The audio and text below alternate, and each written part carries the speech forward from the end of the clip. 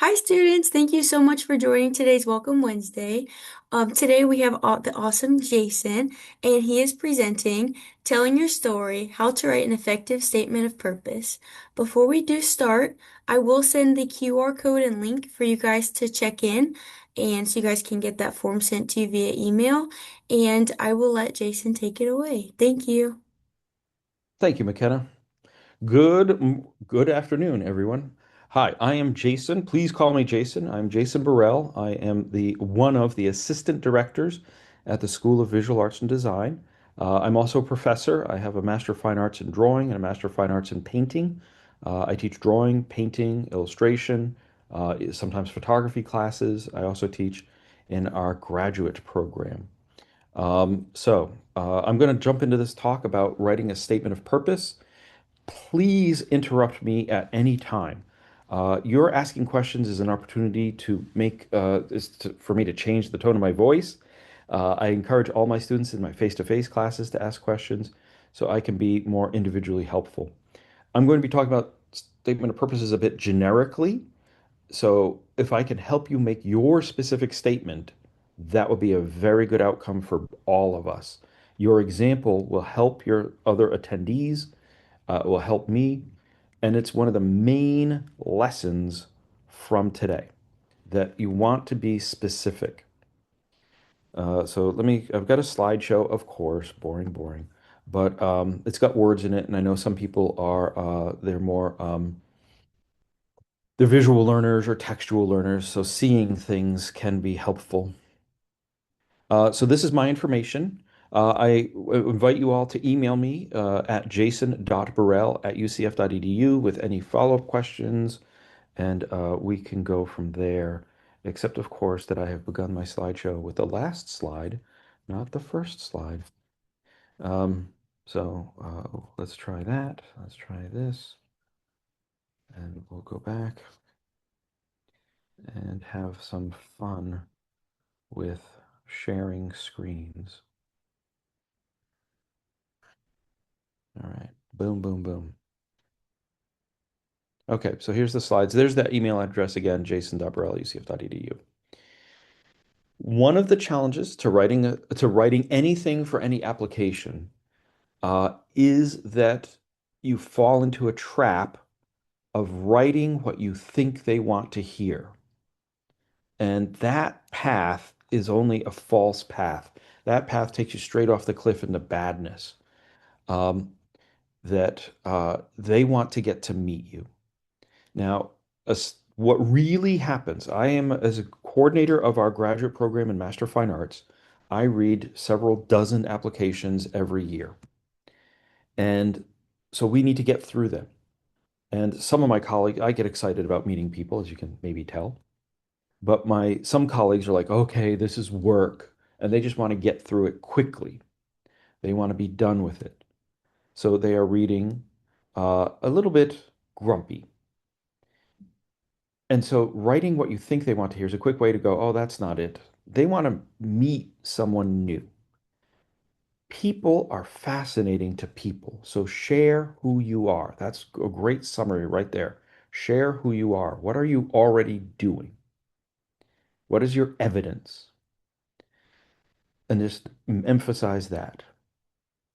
So here on the slide, if we look at the bottom, I've got the three first bullet points. I'll leave you to read those on your own. At the first point, I have always been passionate about art, and I knew how to graduate was the next step of my journey. Well, that describes everyone. That's not specific at all. I could be more specific. The sentence, I've loved art since I was a child. Well, I've never heard of a child who didn't love art.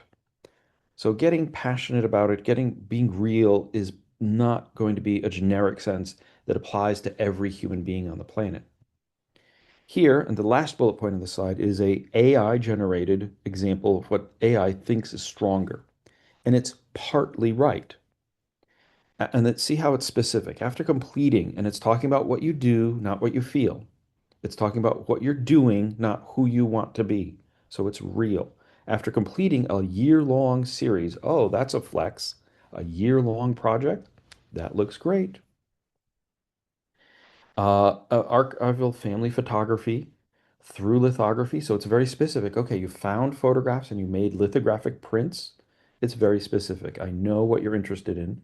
I understand you have the skills of lithography, at least basically.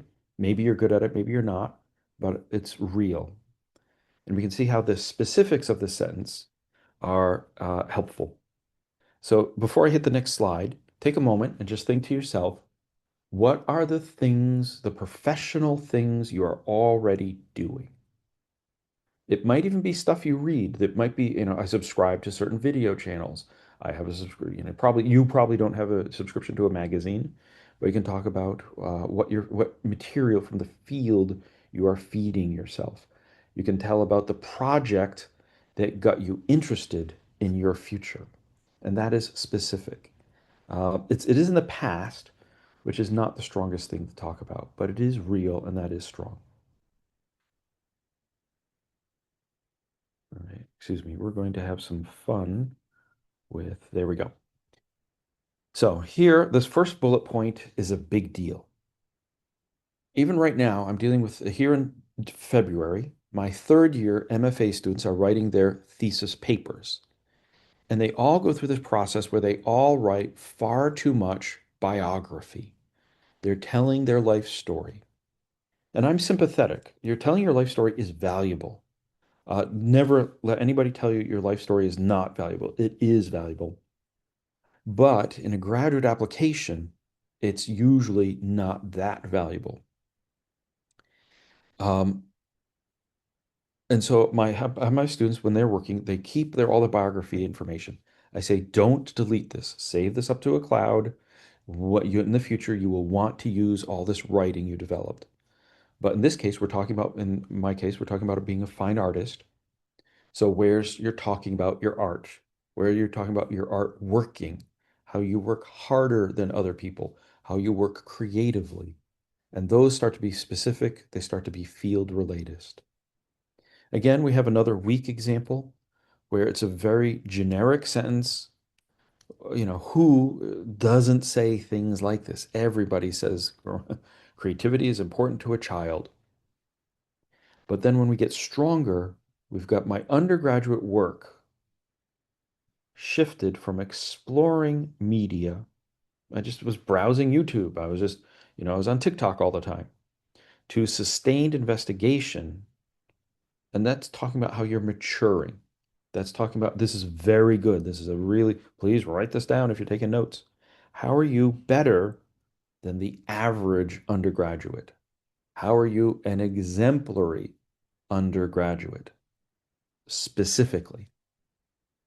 All right, moving on. Evidence. What are the facts? Take a moment. I'm going to take off my glasses, close my eyes. What are the facts of my life? That almost every day I go draw. Not every day, but almost every day I draw. Even a little bit counts. So that I'm drawing almost every day is a fact. And it's real and it shows my actions, it shows my commitment. That's better than I like drawing. Vague. What are the actions? What is the proof? Quoting other people can be a proof. It's not in this example on this slide, but my teachers, you know, when several teachers told me I was very good at this, that caught my attention. And we go, okay, that's a testimonial. If you can quote them specifically, when Professor Jenkins in my advanced drawing class, when Professor Smith in advanced chemistry said I could think about a career in chemistry, I was interested. And then suddenly, okay, well, it's a real person. We're citing Professor Smith. When you put in quotes, you could have a future in this, close quote. It's real. You're telling a better story. You're telling something I, as a reader, can believe in.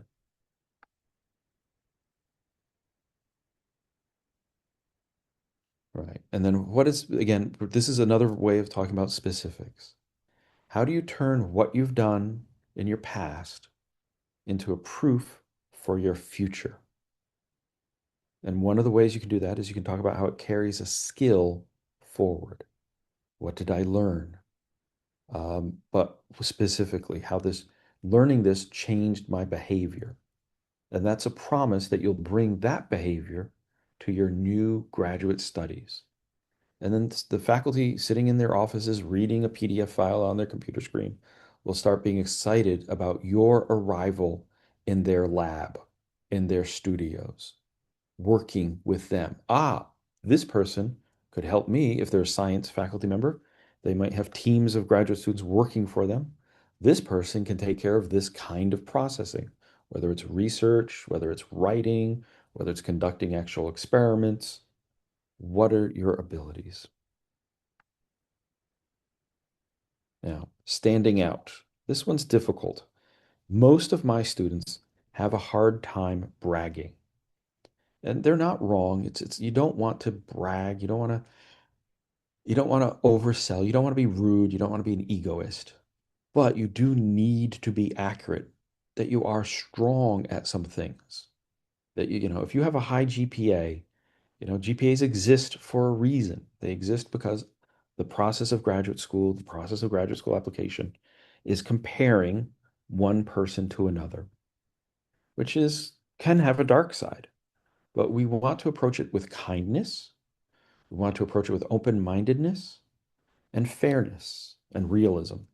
So you need to be able to talk about what you believe is strong. And the best way to do that is just to provide evidence of why you're strong. What has people said? What are examples of prizes you have won? What are examples how you've accomplished a difficult task? And you do need to tell people you're strong. Many of my students harm themselves regularly by being quiet, by not standing up, by not sharing information, by not being honest. They'll talk about how the glass is half empty, but they rarely talk about how the glass is half full. And there's nothing wrong with talking about how the glass is half full. That's important. Yeah. And so let's take a moment and just in our mind reflect upon what is something you're good at. You know you're good at. You're proud of being good at it. You deserve rightfully to be proud. That doesn't mean that other people are bad. That doesn't mean somebody who's not good at this is invaluable or unvaluable. It means that you are good at this, and that's all it means. It doesn't lower other people. This is just stating a fact. What are you really good at? If you've been getting high grades, you're probably good at several things. You're good at being a student. You're good at thinking about your future. You're good about wanting a future. You've acquired these abilities, and some of them are appreciated. I know I'm a good writer because I've won, because my writings were accepted for publication. But there are other things, I know I'm a good person, or I know I've been valuable to my work environment because I've been told so, because the customers tell me so, because the customers comment on my kindness. I'm a bit like Albus Dumbledore. I aspire to be like Albus Dumbledore in some ways and to value kindness. Um, One of the secrets about graduate application is that you're asking to work with other people.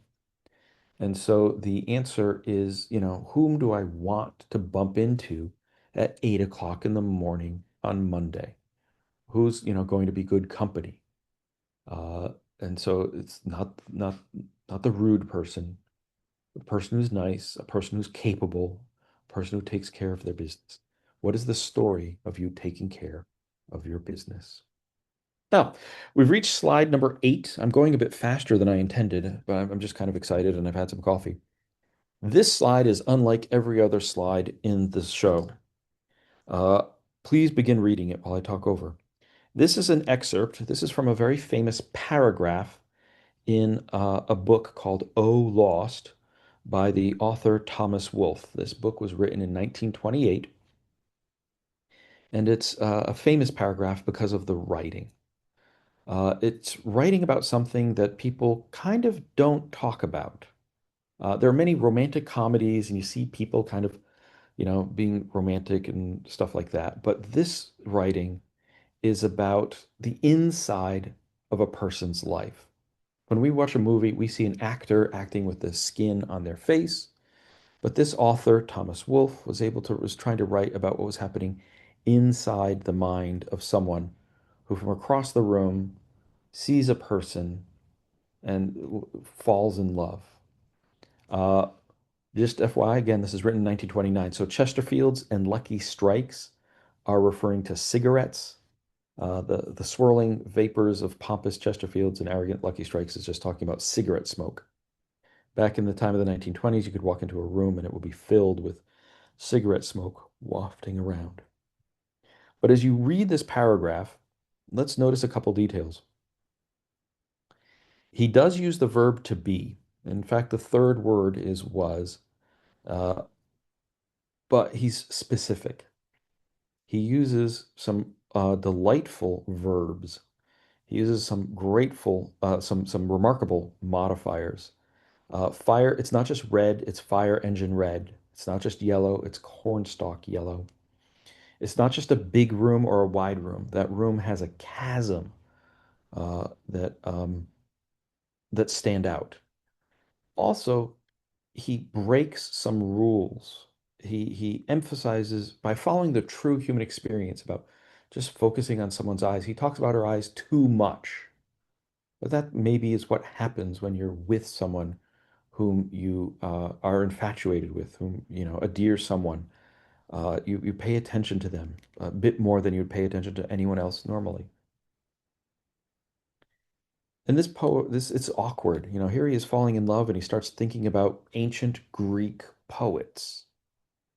But that's a true kind of awkward experience to being human. So this specificity of the verbs that he was shattered is, he wasn't hurt. He was shattered. A verb not used often for emotion, but powerful here. It wasn't just silence, it was sure silence. Now, some of you might be applying for English master's degrees, you might be applying for creative writing degrees, which is quite wonderful. And working with language, knowing about Thomas Wolfe and Look Homeward Angel, his masterpiece, will be very helpful. For those of you not looking to go into a creative degree, having a sense of time and having a sense of poetry or being ambitious with your language is great. One of the things to notice about this, as we begin ending our time in this slide, is that he doesn't use extraordinary words all the time. Sometimes he just saw her eyes and just saw. Uh, uh, and he doesn't always go to the most elaborate word. He sometimes he has words that are really small and average, and that allows the big words to stand out. So think through what are the really, you don't want to use every big word that you possibly can. That is a way to look pompous. That is a way to look foolish. That is a way to look like you're out of control. There's a way to, well, yeah, the AI is, we'll talk about AI in just a few moments. It's a dangerous thing to use big words all the time, but where do you deserve to use an extraordinary word? And please do look to do so.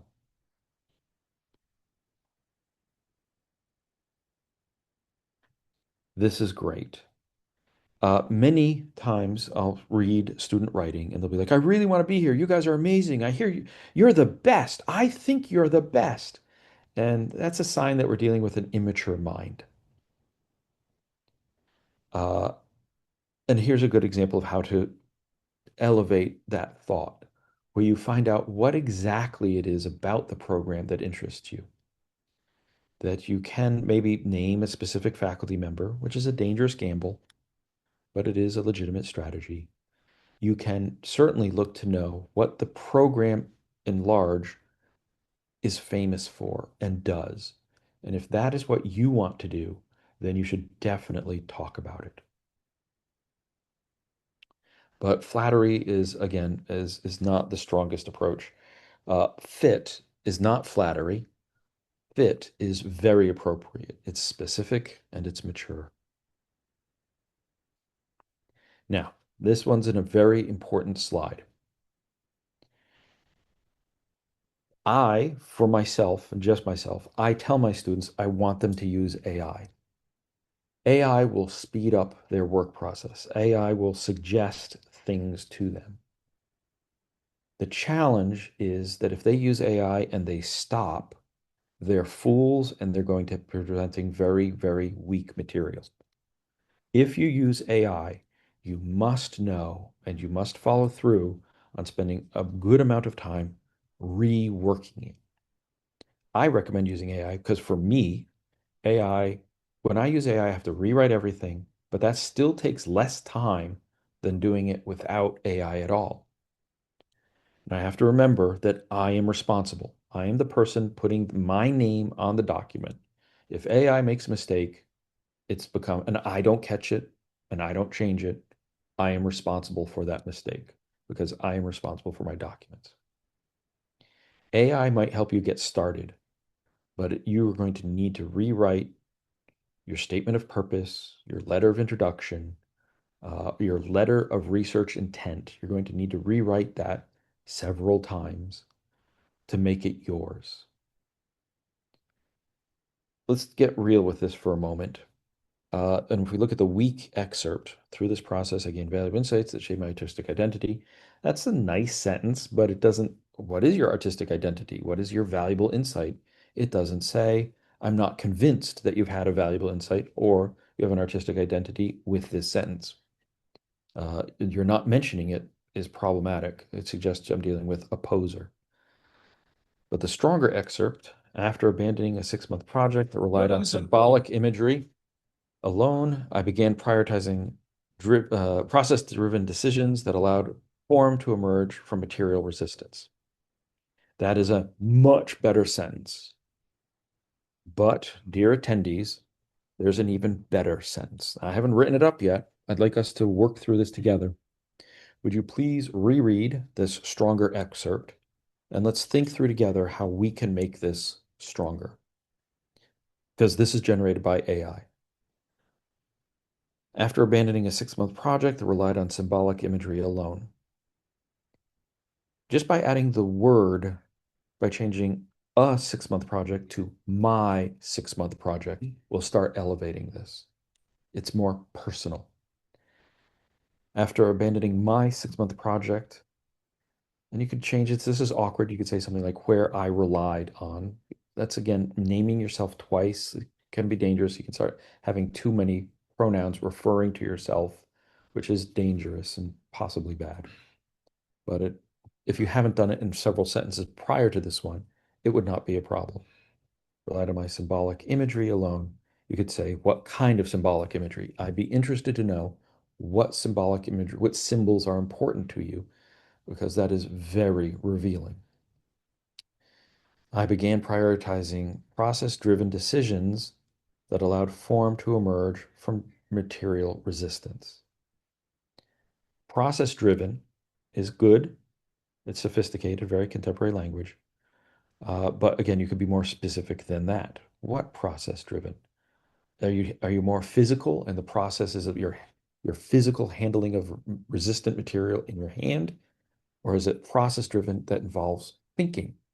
These are two very different branches in creative fields, but if there are parallels in other fields as well, the sciences, are you more of a lab person? Are you more of a conceptualist? Are you an experiment designer? Or are you a beaker and Bunsen burner kind of scientist? They're both valuable. They have, but it's a chance for you to show off who you are. I hope this helps. Just before we move on, I want to remind you all that you're welcome to ask questions. Questions will help me make it more specific. A fun question. I'd love to hear a question. Here, let me give you a question. I'm a good teacher. I try to be. What's your field?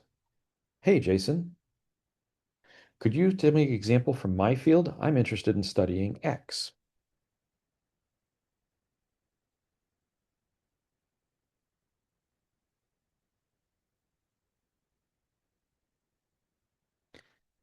Hmm. Shy people. Moving on. Another way to help transcend AI, which is an important skill these days.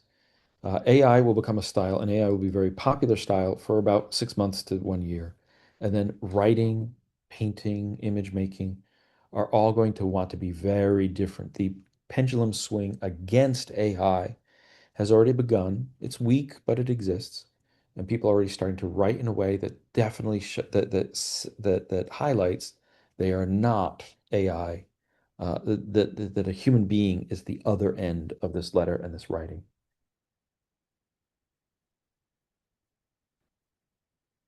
And there we go. And this the difference between the AI sentence on the top of the slide and the human sentence where it's more specific. It's talking about their experience. The sentence lengths are different.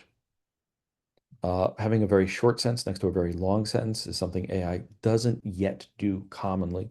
AI can do it, but it's not its default setting.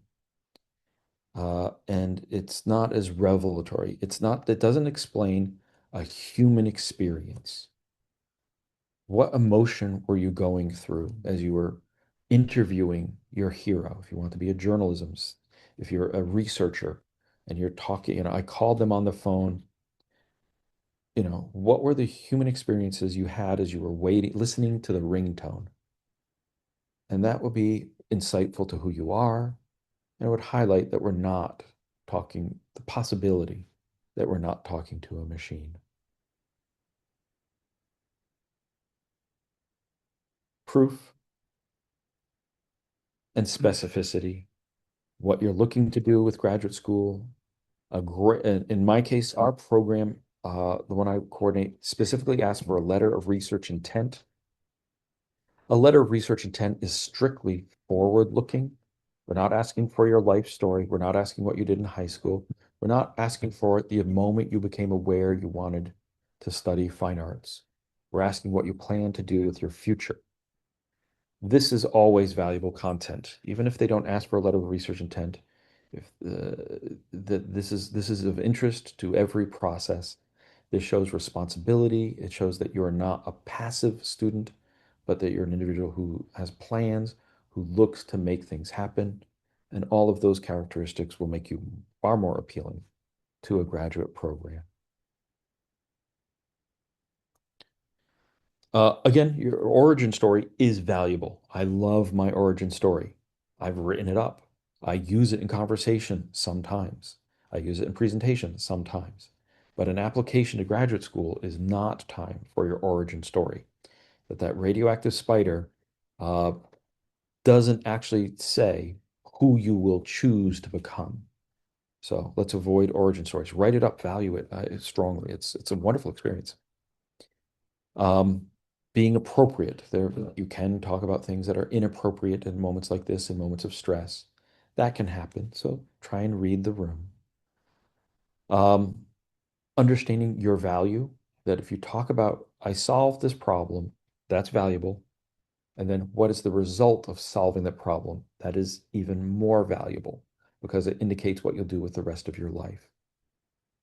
And again, generic is always wicked here. There you go. Maturity. This is our next to last slide regarding the standard your letter. You can focus now. Being able to the elevator pitch, the elevator test. Can you say everything that is most important to you in one sentence? It might be a short sentence, it might be a long sentence. Both are fine. But to be succinct means that you're a person in control of your thoughts. You're a person who can manage social interactions. So try to focus on one sentence. Then you can elaborate, you can unfold that sentence. In my mind, I often think about the history of jewel making or jewelry, where they'll have an extraordinary stone at the center of a necklace or on a crown, and then so much work. It takes more work to make the elaboration, to make the housing, than it takes to make the one initial jewel from the human's point of view, maybe not from geology's point of view, but you need a setting to show it off and to reflect all those little bits of light that will make a more complex experience than just a jewel or just a setting. Verbs. Verbs are your extraordinary friends. Verbs delight, verbs inspire, verbs inform, verbs transform, verbs motivate. Have fun with verbs. Making sure that you're not lying or you're taking a branch. You won't lie, but you might misrepresent who you are. You might get excited about who you're going to be. Whereas your past, your curriculum vitae, your resume, your transcripts of the classes you've taken in the past might be something different. So if you're applying for a degree that is different from what you've been doing, which is fine, you should address that so that you don't look like misconnected. You don't look like the wrong file. Uh, if there is incongruity, you're a human being. Incongruity is allowed. People are allowed to change. People are allowed to evolve. There's a great history of evolving individuals being some of the greatest people, but to do so with consciousness. And this writing sample is your chance to talk about that. And if the statement isn't specific to the moment, if you're not naming an individual school, if you're not naming the individual program, that's a sign that you're going to be seen as generic. And you could really, when I apply for things, when I teach my students to apply for the teaching jobs they win, we always talk about how you mention the school you're applying to once at the beginning and once again at the end of your document, not just in one place, but in two. You may do that. I recommend it. Again, it makes you seem more concrete. I recently read a student's application where at the beginning of their letter of research intent, they mention UCF, and at the end of that letter, they say they're so happy to be applying to the University of South Florida. So they had meant to add me twice, but they're applying to other schools. Clearly, they made a mistake. Clearly, they're, a human at the end of it. That's not what AI would do. But it's informative. Try not to make a mistake. Try not to list the wrong school on your application material. Uh, this whole presentation, this whole half hour we've just spent together is worth that one sentence. Get the school right, and that will help. Clarity, specificity, and maturity. Those are what you strive for. If you can only, sometimes you live a busy life, if you can only remember a few things, these are the things to go for. You want to be clear, you want to be very specific, and you want to be mature. Show that you are an adult already doing the things, these exact things that you want to do, that you've already begun doing it. You will go on to graduate school, whether this school is lucky enough to accept you or not. If you're lucky enough to be accepted by this school or not, is a better way of saying it. You're going to achieve your dream and future. If this university will be improved. You will be improved if we can work together. This is the end of my slideshow. I hope this is helpful. I'm willing to review any part of it. I'm willing to answer any questions about writing, applying to graduate school, and how it functions. I'm very eager to talk also about our specific program, Studio Art and Design in Emerging Media at the University of Central Florida. Thank you for your time. Where can we find this recording? Because it said that it was recording when I clicked on. McKenna can help us with that question. Yes, thank you. Once the video's done, I will save and download it, and it should be posted up to YouTube by the end of the week. Okay, thanks. You're welcome. And I can send out the AAP link tree at the end of everything in the YouTube links as well for you guys, so you guys can just click it and see it. Okay, perfect. I have So a the, quick question. Oh, sorry. please. Well, thank you again for giving this talk, but I had a quick question about, can you quote other people's words in your SOP, or should you let like the letter of recommendation speak for you? That's a good question. Um, I am a coordinator of a fine arts program, so we are flexible and we're not very strict. We were looking for quality and excellence. I'm willing to read and believe quotations. It's a legally, significant thing to use quotes. So I'm fine with that. I could well imagine in some fields they might have a preference to not do so. If you're pursuing a legal degree, they might prefer you to really separate components more clearly. I know this answer is a little bit evasive, Seda, but what degree are you looking to pursue? So I'm in the biology area, so I'll be looking into applying into like lab related roles, wet lab related roles within the biology sector. Sure. Thank you for that. That's helpful. And then I'm still going to remain kind of at the middle of a seesaw and tip both ways. Uh, yeah, I could. If you have any doubt or question about it, it's better to hesitate.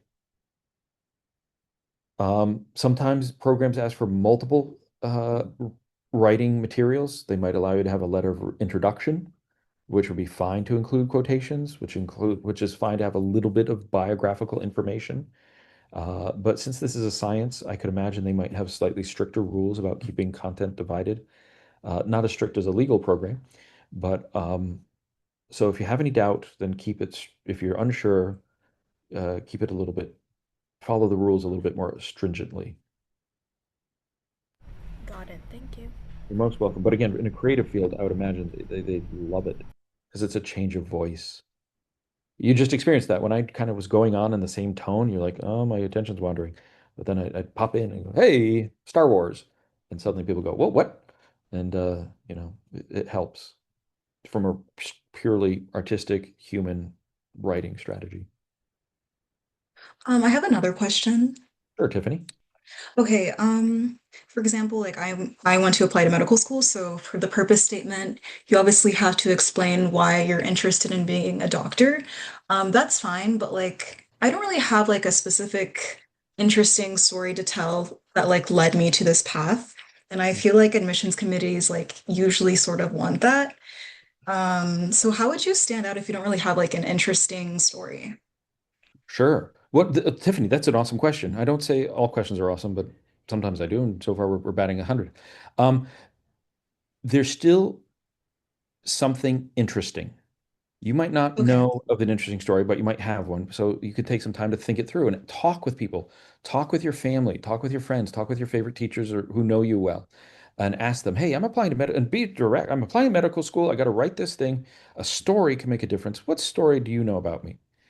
Now, even if a story does not emerge, you're still interesting. You're a human being pursuing excellence. You're a human being pursuing a competitive profession. Why are you doing that? The answer to that question might be your interesting thing, that you Okay. are inherently, ambitious, that you are, what is the proof of you being ambitious? The application to medical itself isn't the strongest thing because you're still applying, you haven't won it yet. But think about examples about why you're doing it. Think about it might be that some image of the future, that you are motivated when you think of yourself being in medicine, certain details in your life come together and you are willing to make sacrifices to make that happen. And so your story might be in the future, but you're thinking about it now. That can explain motive very well as well. Did this answer the Wow. question for Thank you? you so much. Yeah. Sure, sure. Let me ramble on for just a second. Like trees are fascinating. I love trees. Trees are beautiful. They're important. I feel heroic. I think of trees heroically. I think trees are amazing. But nothing is interesting to a human being as another human being. Um, we connect, we understand each other, we have a lived experience beyond any tree's ability to understand or communicate. And so you can think about yourself not just as a doctor or whatever you're going to be in medicine, but who as a person are you? And sometimes strength comes from that. All right, cool. Perfect. You're most welcome. Keep them coming. Any other questions? I had a quick question. With personal statements, I feel like it's really important when someone gets done reading, someone's statement to have that lasting impression of wow. Do you have any advice to help any students kind of writing that part? Thank you. Ab- McKenna, absolutely. Thank you. Um, uh, a couple details to think through that I've not yet mentioned. is to please think through the first noun and the first verb they will read. Beginning with a pronoun is usually quite weak. Beginning with a cliche or something that's obvious is usually a way to just announce that you're going to be boring. So try not to begin with I. Try not to begin with a thought. Ever since I was young, that is a horrible way to begin any written statement in any part of any application. And conversely, endings matter as well. You want to end, think about the last verb and the last noun that will be in your statement. For example, in the slideshow we just saw, it ended, the last word was shattered. You know, Eugene, the character, had seen someone from across a room. He thought she was extraordinary and he just instantly had a crush or fell in love. But he also knew everything was doomed. She would have nothing to do with him. It was the relationship was not going to happen. And as a young man, it was his first experience of that. And so to end on the verb shattered or gerund shattered is powerful. It's the lasting, it's the result of the whole exchange. So what will be your last verb? What will be your last noun? Don't make them average. Don't make them boring. Make them, those are places to have the first verb and noun, the last verb and noun. Those are fine opportunities to have something extraordinary. There are ways you can break that. You can begin with something a little boring, knowing that at the end of the first sentence, you're going to be doing something extraordinary. And they start reading, they start reading something that sets up and says like, this is like what everybody else writes. But before the sentence is over, it becomes extraordinary. And then it will be meaningful. It will be powerful. It will be memorable. It will be persuasive. For me, like I ended my slideshow. Okay, I'm a teacher. Quiz time. Does anybody remember the last word of the slideshow that I said? Was it maturity? Nope. That was the last point. So you should get a half point for that. That is good. And that matters. That's a theme to your letter of introduction, your statement of purpose. A bunch of kids are applying. Ooh, I've got something to say about that in a moment, but let me stay on target because I can forget myself. The last word I said was together. We'll do this together. And I chose that. I made that point of doing that intentionally because I wanted to segue into this time. I want us right now, all of us to be through Zoom. I want us to be together, to be real. And that involves some of you sharing. I know a couple of you are going to be completely silent, and that is cool. But I know a couple of you will take a risk. You'll ask questions. Thank you, Seda. Thank you, Tiffany. Thank you, Priya. And that helps. That helps our communication. That helps your other members of our call. Let me go back to that point that I want to follow up with. Many people applying to graduate school are applying to graduate school because they're afraid. They've been students all their lives. And people applying to graduate school, they've been students all their lives, and they're usually good students. They like it. They get emotional support. It helps them defer taxes to be students. It helps them to have a role in society that is laudable. To be a student is approved by this society. And they don't know what else to be. They don't know who they are yet. They've done all the assignments. They're getting all the green check marks. They have very good attendance, but they don't know who they are outside of school. And those students who are a little bit lost, those students who are who are only eager to please, don't often make the best graduate school students. Graduate school students sometimes are people who've been out in the job market for a few years. They got an undergraduate degree, they went into a profession, and now they want to climb to a higher level of that profession, or they want to change profession. But that time away from school has made them much stronger individuals. They sometimes, not all the time, those people have advantages. And so whether you're a student or whether you've had time away, You want to show that you're ready for graduate school, that you now, instead of like, teacher, tell me what to do, I'll do whatever you want to do. That is not a great graduate student. A great graduate student is someone who initiates new knowledge. This is the difference. Are undergraduate students are here to learn. They're here to learn what we have all learned together, the great, wonderful legacy of knowledge that has come from the past into our lives and helped us today. We have cars, we have vaccines, we have satellites. I'm not sure I could make a car, a vaccine, or a satellite, but because of chance and timing, the person who made, Ford couldn't have made a car without the Industrial Revolution that began long before him in Scotland. Scotland couldn't have made the Industrial Revolution without the Enlightenment, which happened in France. And we're all benefits. It just goes on, this wonderful chain. Graduate students and doctoral students create new knowledge. The point of your degree will be to write a thesis, will be to conduct experiments, to go into the field, to go into a writing studio or a painting studio and create something totally new. And you will add to this chain of knowledge. It's quite wonderful. I love it. And are you ready for that? If you're mature, if you initiate projects, if instead of just reading a book is good, you need to read a book, but will you email, will you call, will you connect through LinkedIn with the leader in the field? Will you call the greatest painter today and get a rejection letter? They're not able to come to UCF, but will you ask? Okay, so number one said no, and now we're moving on to number two, and we're just going to go down the list. And you help your university become better. You yourself help your value to your community by bringing in the best research. Does this make sense? Cool. Yes, it does. Yeah, and then now I have wonderful news for you all. You don't actually have to do it alone. You'll have teachers who will help you do that. You'll be like, I don't know how to do this.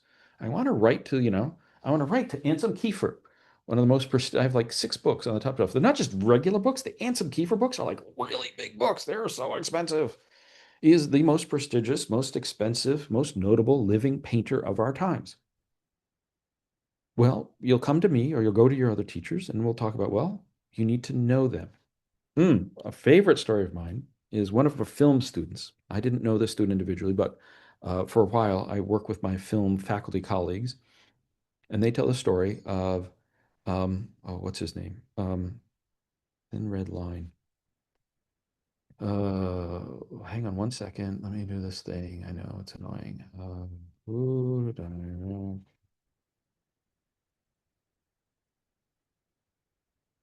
Terrence Malick. Terrence Malick, a very famous movie director, if you're into fine art movies. He directed The Thin Red Line. He directed Days of Heaven. He directed The Cup of Nights. He directed Tree of Life, is a notable movie of his about 20 years ago. And so this one student, a UCF student, was in love with movies by Terrence Malick. They're unlike movies by anybody else. They're elegant. They're important. He talks about what it's really like to be alive. And so this person researched Terrence Malick. He read interviews. He talked with the faculty. And for 6 months, this student here at UCF worked on a letter to Terrence Malick. He ended up handwriting. He wrote it, rewrote it, rewrote it. He took it to faculty. He rewrote this. He wrote a letter by hand, folded it on a piece of paper, sent it in the mail. Terrence Malick received this letter and said, well, I'm here in Los Angeles working. If ever you're coming out, let's meet. It'd be great. I'll take you to a lunch place I know. And this kid said, well, I'm going to arrange to come to LA to meet you. I've got a list of questions. He spent months preparing the questions.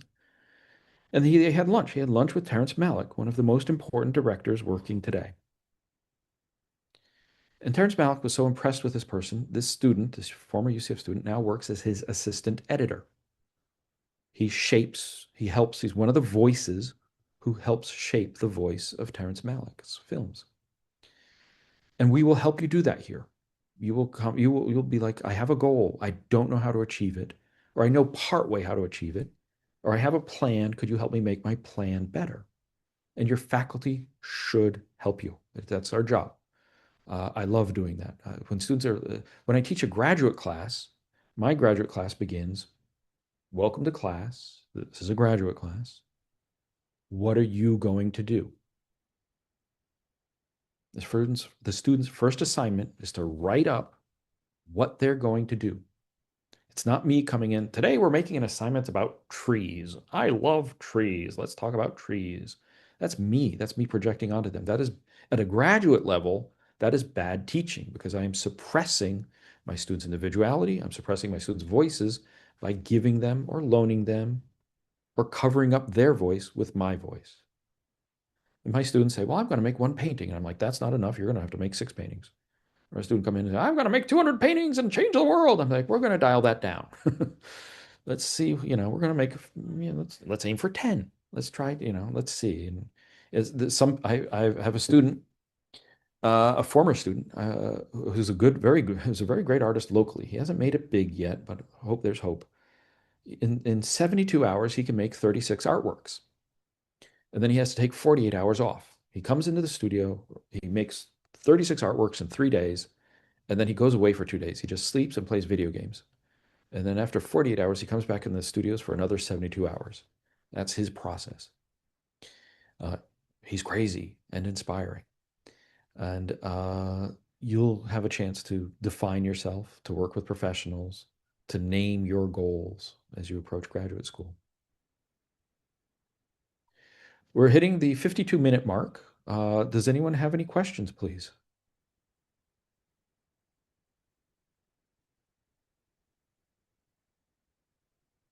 Fair enough. I've shared with you my email. Again, jason.burrell@ucf.edu. Please feel free to be in touch with me in the future. You might need to remind me who you are.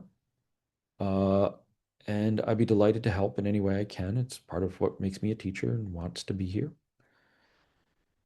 You're on your life journey. Congratulations. Continue to do things like you're doing today. By participating in a workshop like this, you're helping feed your mind. You're helping plan smarter activities. So you'll use your most precious commodity, your time. You'll use your time more effectively for these words. Thank you, McKenna, for being here and helping arrange technology and helping arrange the video recording to go out to people so they can reference this again. Jason, thank you so much. This was an awesome and not only informative but inspirational presentation. So thank you so much for coming to speak with our students today. Oh, go ahead. I'm going to end with one thought. Yeah, go ahead. This thought comes to us from Michelangelo, the great, great sculptor, one of the top, some people definitely top 100, maybe the top 10, maybe the top 5 artists of all times, whatever. Michelangelo, the great sculptor, the sculptor who made the statue of David, said that the sculpture is already in the block of stone. The sculpture is already in the block of stone. You just have to release it. The answers many of you are facing is actually your name. Priya's questions, some of Priya's questions are answered by Priya. You are already your answer. The act of getting it outside of you. Michelangelo had to carve stone away with hammer and chisels. You will have to use your fingers and Microsoft Word and just type about yourself, and you will release yourself. That's it. Yes, thank you so much. That was also amazing. Yeah. Thank you for sharing that. Thank That you. was, ooh, That was amazing. goosebumps. Yes, thank you so much for an awesome presentation again. Students, thank you so much for joining. Jason, I left his email in the chat as well if you need that or want to reach out to him. I also left the post-event survey if you all could fill that out and again check in as well.